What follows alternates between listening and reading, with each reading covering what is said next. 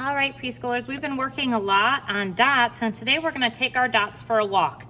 You can see that there's a dot right here. What you do is you start by putting a crayon on the dot, and then you drag it to make a line. I'm going to put my crayon on the dot and then drag it.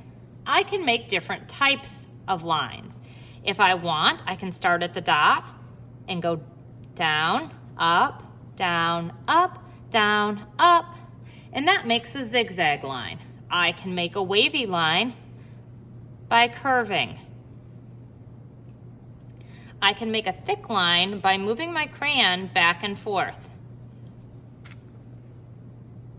I can make a dotted line by lifting and leaving a little space. It's like my dot is hopping along to the end. The basic line is to put your crayon down and just drag. Now we've had a little bit of practice making lines, and we're going to move on to another piece of paper and use those crayons.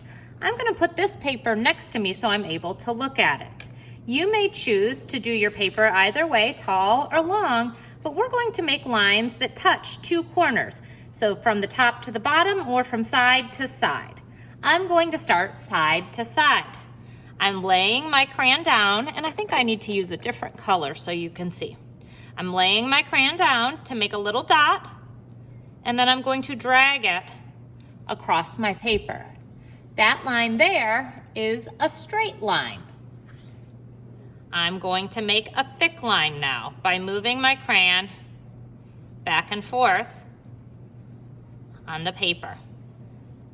Now I think I'll make a dotted line. Little line up, little line up, little line up, little line up.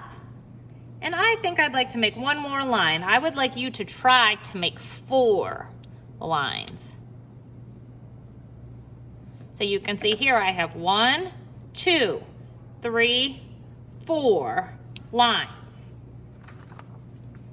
Now I'm going to use glue to add objects to my lines. I have a cup of glue here, and you can see when I lift it up, it drips. So I'm wiping it on the side, and I'm going to take it and drag it along one of my lines. When my glue runs out, I go back into the cup, wipe on the side, and finish up. Now I'm going to take different things and go along my dot. I can leave little spaces, that's okay. People will be able to see my crayon. So it's almost like these little objects are jumping around on my lines.